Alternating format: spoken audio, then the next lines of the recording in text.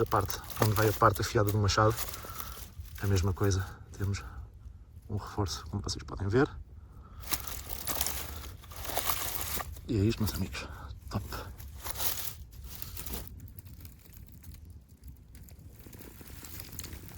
Top. Top, top, top.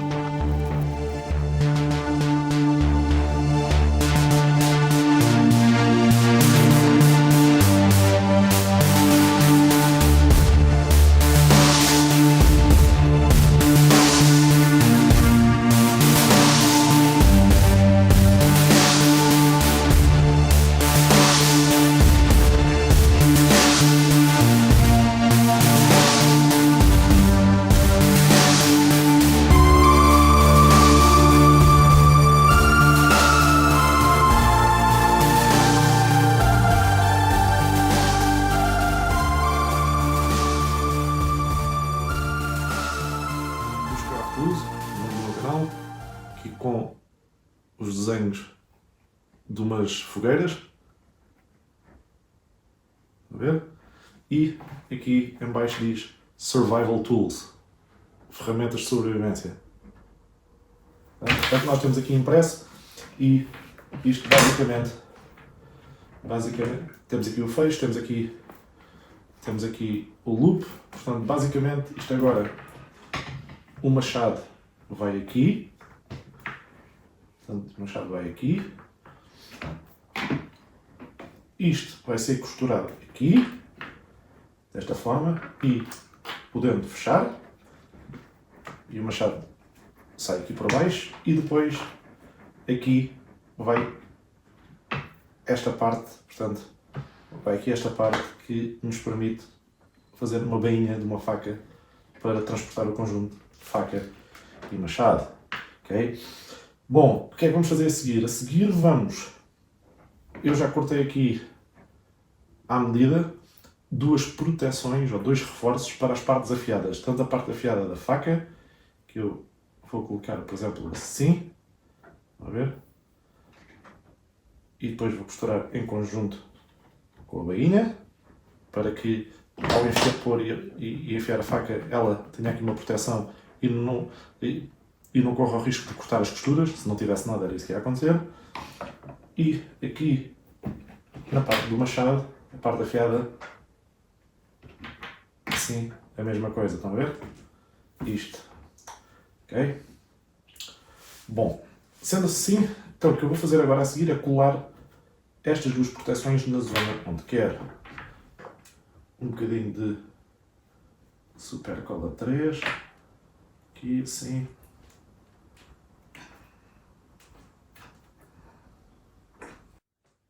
Perfeito. Perfeito. E agora, vamos querer fazer o mesmo. Vai assim, a faca vai aqui. Aqui tem também cuidado nestas coisas para não se enganarem do lado onde é que vai o machado, do lado é que vai a faca. Porque isto, estão a ver, a lâmina do machado vai aqui, porque isto são duas partes separadas.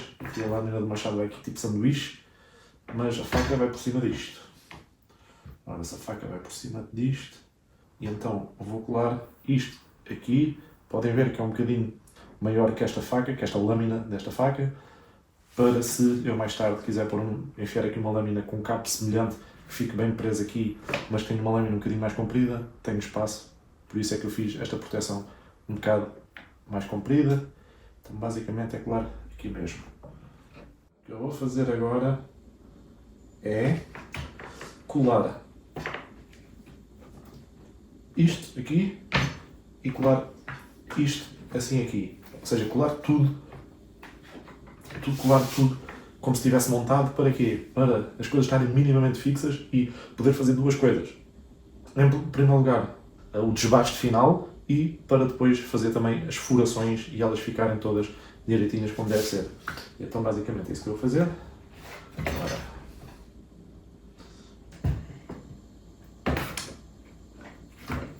mas eu aqui neste caso, agora que estou a pôr esta parte e esta parte, as duas partes finais, como eu ainda as quero desmontar para fazer o tratamento e as furações e não sei o quê, Estas não vou colar enquanto os reforços, vocês viram que eu colei todo, portanto eu colei de forma contínua, para ficarem bem presos. Este aqui, agora estas partes eu vou, como as quero desmontar, vou só colar em pontos específicos. Portanto, coloquei aqui um ponto de cola, agora vou, por exemplo, pôr outro aqui e outro aqui, depois um aqui, ok? Portanto, para ser depois relativamente fácil de desmontar.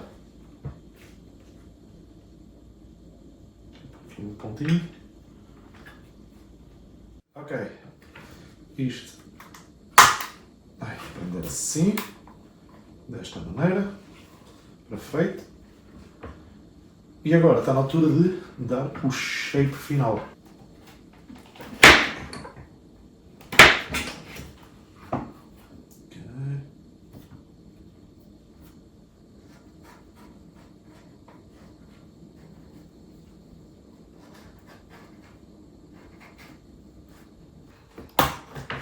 Bom, uma coisa muito importante é que vocês, quando cortam esta parte aqui, comprida, estão a ver? Esta parte comprida, convém que ela seja larga o suficiente para vocês poderem colocar a vossa faca,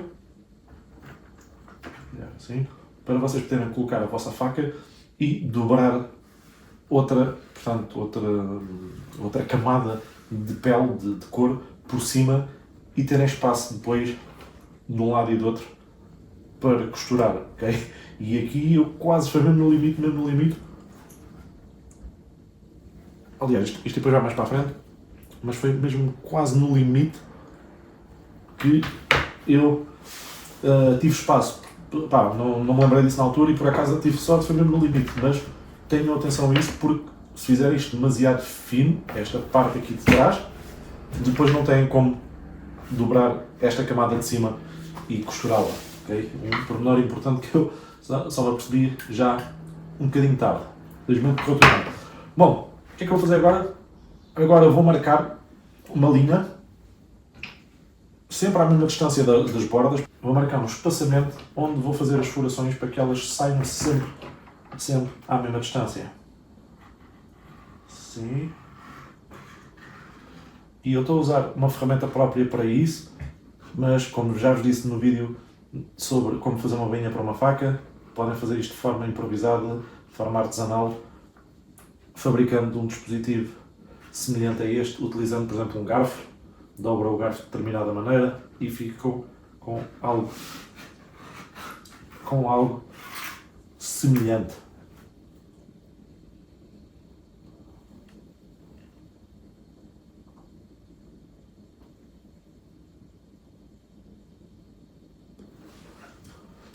Agora, a seguir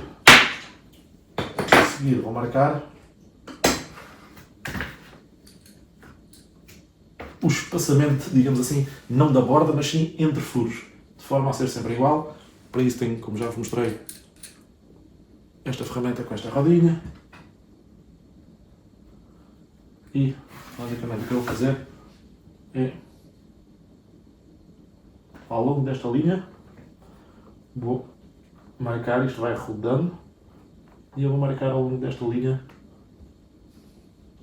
isto vai ficar com o mesmo espaçamento.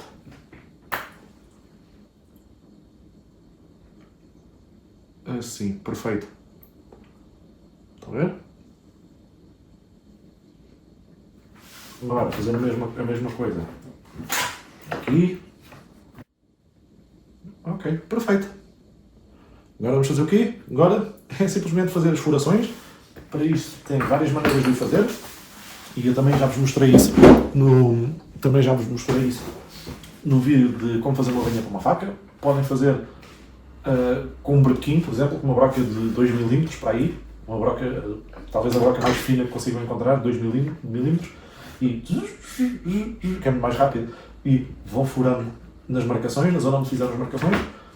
Para que isto não fique enviosado, se fizerem dessa forma, o brequim tem que estar o mais direito possível, totalmente na vertical, não pode estar nem mais inclinado para este lado, nem mais para aquele, nem mais para a frente, nem mais para trás. Qualquer pequena diferença aqui à frente, vocês estão a furar aqui à frente não se nota, mas cá atrás vai ficar, por exemplo, uns furos para aqui, outros podem até sair para fora, outros ficam espaçados assim um bocado enorme, outros ficam muito juntinhos, portanto ficam todos completamente irregulares.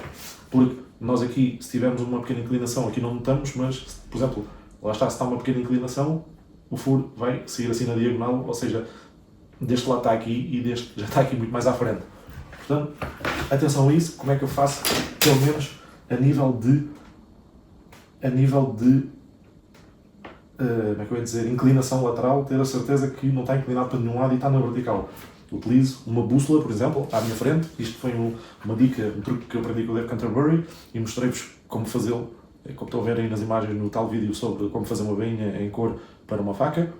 Essas bússolas têm um espelho. O espelho normalmente, aliás, essas bússolas com espelho normalmente têm a meio do espelho uma linha e, portanto, se colocarem a bússola à vossa frente, a linha está na vertical, é uma questão de alinharem através do espelho, ajustam de maneira a conseguir ver através do espelho o vosso briquim, o vosso furador, e desde que ele esteja alinhado com essa linha do espelho que está na vertical, vocês têm certeza que pelo menos para um lado ou para o outro não está inclinado. Depois, se está inclinado mais para a frente ou mais para trás, aí já não tem maneira de ver, a não se espreitarem e ver se efetivamente ele está à direita. Okay?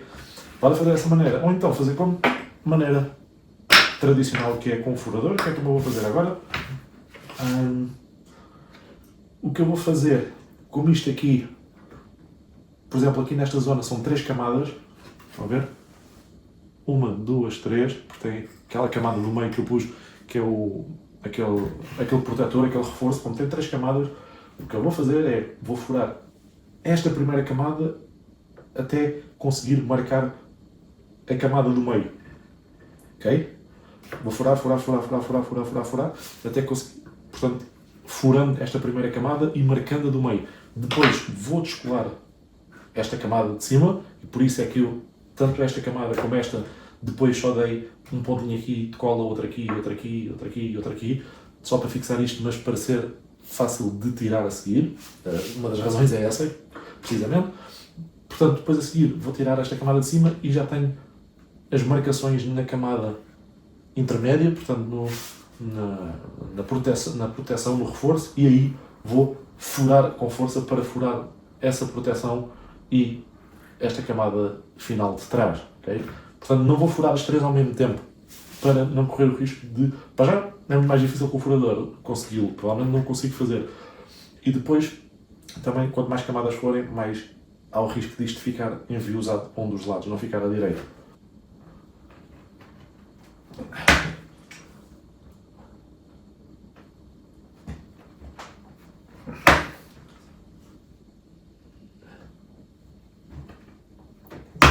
Como esta extensão aqui onde vai ficar a faca é maior, como esta extensão é maior, eu fiz um espaçamento também maior, estão a ver?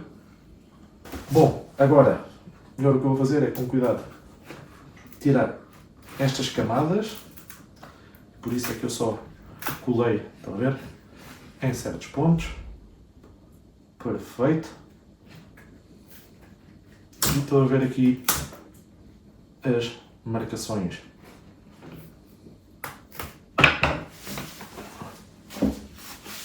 Estão a ver as marcações?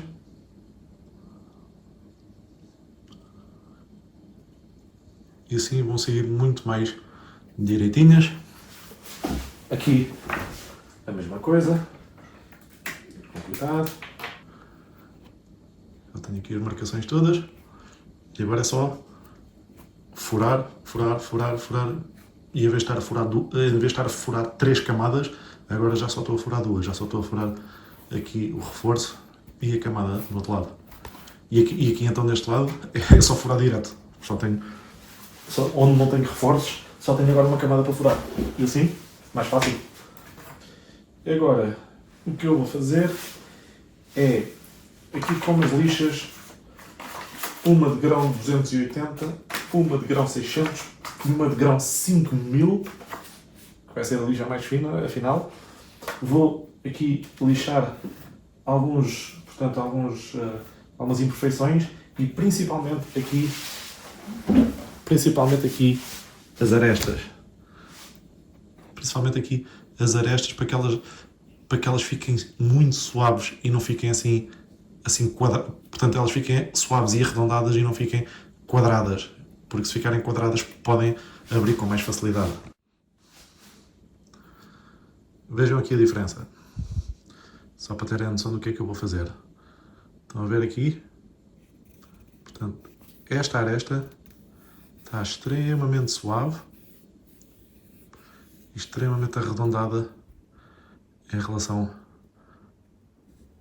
a esta que está completamente quadrada. E pode acontecer, estão a ver aqui? Pode acontecer, ela se estiver assim demasiado quadrada, pode acontecer é com o tempo começar a esgaçar, começar a abrir. E então para isso não acontecer, estão a ver aqui? Para isso não acontecer, em vez de ela ficar assim uma aresta muito quadrada, estão a ver, olha aqui a transição. Eu vou suavizá-la e torná-la arredondada. Fica muito mais bonito e faz o couro ficar com muito mais qualidade e durar muito mais tempo. Como é que eu faço? O que eu vou fazer é, em primeiro lugar, por exemplo, eu tiro aqui, aí está, lixa de grão 800, aliás, lixa de grão 280, que é mais grossa. E o que eu vou fazer agora é lixar a lateral, assim.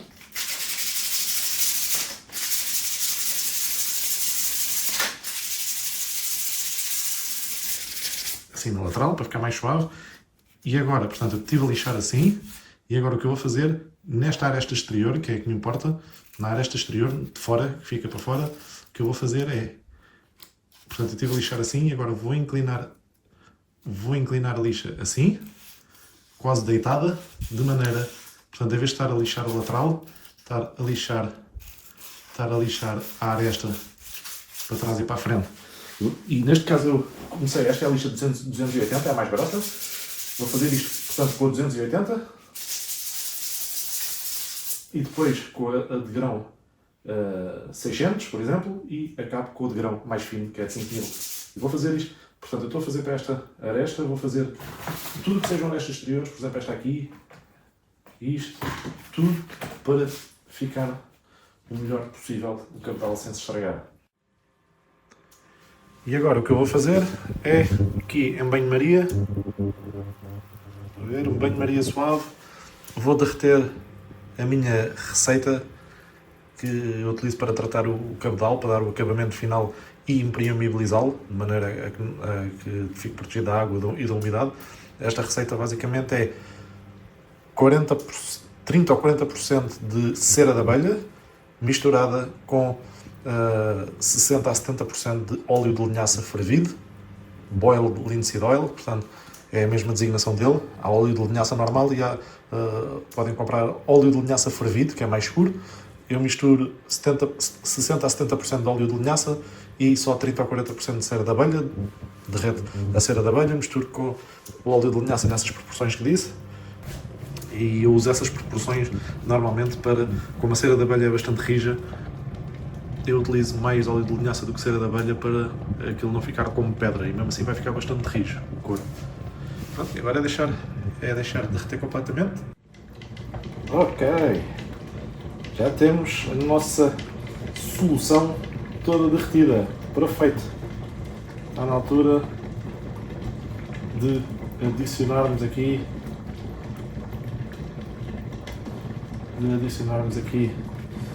as nossas peças. Pode ser já, podemos começar já aqui por esta peça lá para dentro. Esta peça do... Vou baixar isto um bocadinho. Esta peça portanto, vai ser a bainha da faca, a bainha exterior. Deixar um bocadinho lá dentro.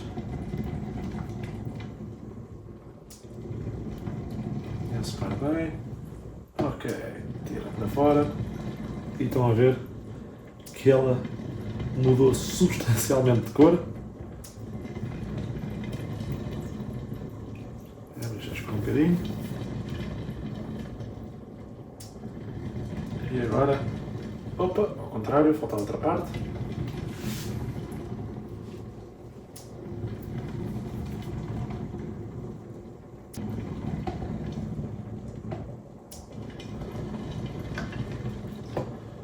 Deixa escorrer. Vejam esta maravilha. Portanto, uma das peças já está. E depois vou dar uma segunda camada nisto. Depois disto arrefecer tudo. Portanto, uma primeira já está. Ok. Já temos as nossas peças aqui secas. Já secaram e arrefeceram. Vamos lhes dar um segundo banho, uma segunda camada. Ok, cá está. Como podem ver, todas as peças perfeitamente enceradas, perfeitamente impermeabilizadas. Okay. Totalmente impermeabilizadas com esta solução. E agora o que falta fazer, antes de costurarmos isto, é retirar todo o excesso de cera, que sempre fica quando fazemos isto. Retirar todo o excesso de cera das nossas peças, e para isso podemos fazer, ou como eu fiz no vídeo, mais uma vez, sobre como fazer uma bainha em couro para uma faca, onde coloquei, depois deste processo, coloquei-a no forno a 100 graus durante entre 5 a 10 minutos, acho que não chegou a 10 minutos, para o excesso de cera derreter. Ou então podemos fazer com um termoventilador, colocando no quente. Eu recentemente comecei a fazer assim em vez de usar o forno. Recentemente comecei a usar o ventilador em vez do forno. Porquê? Porque o forno, tal como eu vos referi nesse vídeo da banha da faca, tem um perigo que é cozer o cabedal e, portanto, o cabedal começar a ficar todo encarquilhado, todo enrugado e começar a retorcer-se todo e estragar completamente a vossa peça, a ficar toda retorcida, tem que ir para o lixo. Portanto, é um processo, como eu disse, colocar apenas a 100 graus e durante 5 minutos ou pouco mais de 5 minutos, e vocês têm que estar sempre a vigiar constantemente para, ao mínimo sinal, tirarem aquilo para fora, ok? Porque basta deixarem um bocadinho de tempo a mais sem darem conta, destroem a vossa peça. Desta forma, o ventilador assim perto, deitar bastante quente, demora um bocadinho mais tempo, mas é muito mais seguro para as vossas peças, e é isso que a gente vai deixar acontecer agora. É o excesso de cera derreter todo.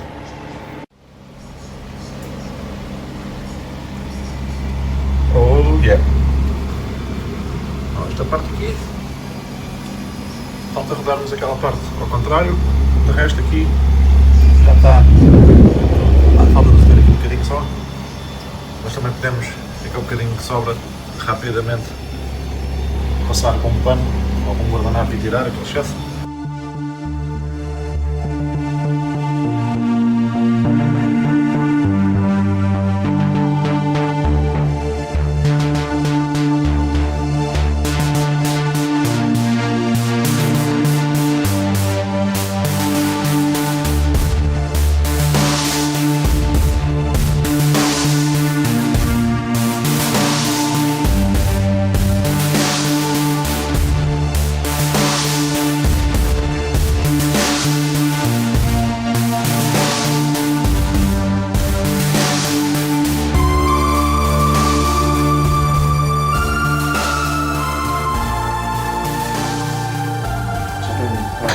A bainha da faca costurada,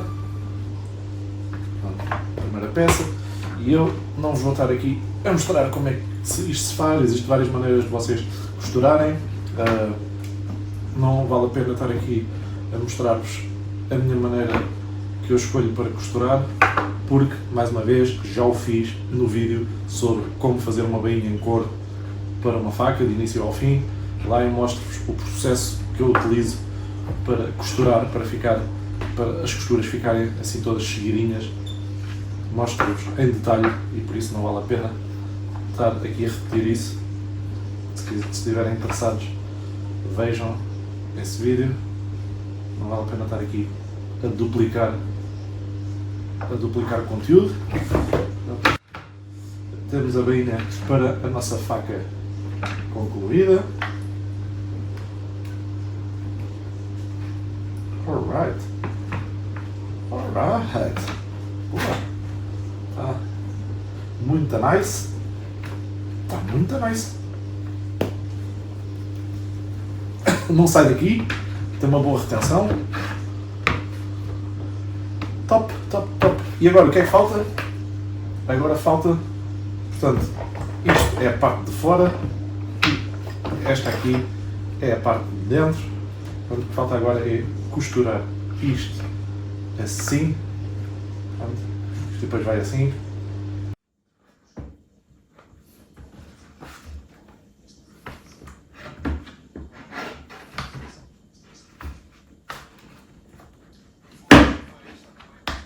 Perfeito.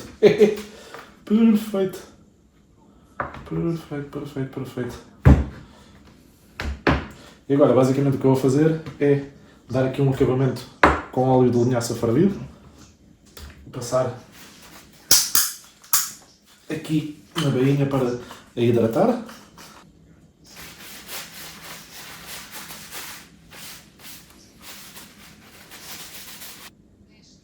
Perfeito.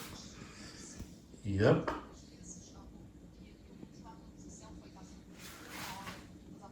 Perfeito. Survival Tools.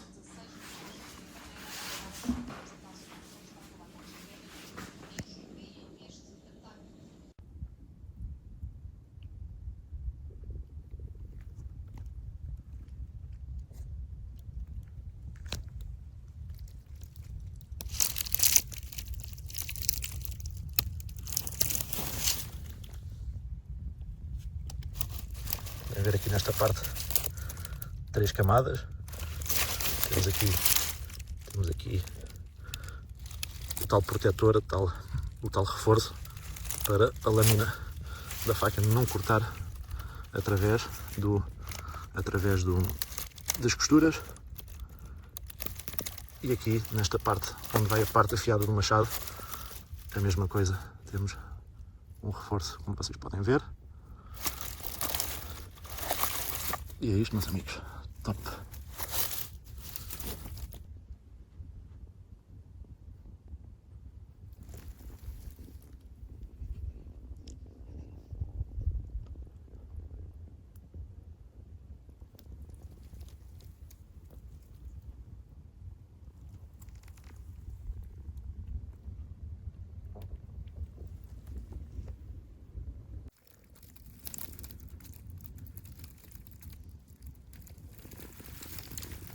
Top!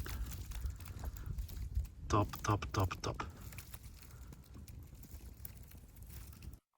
E então, meus amigos, sinceramente, espero que tenham gostado de mais este.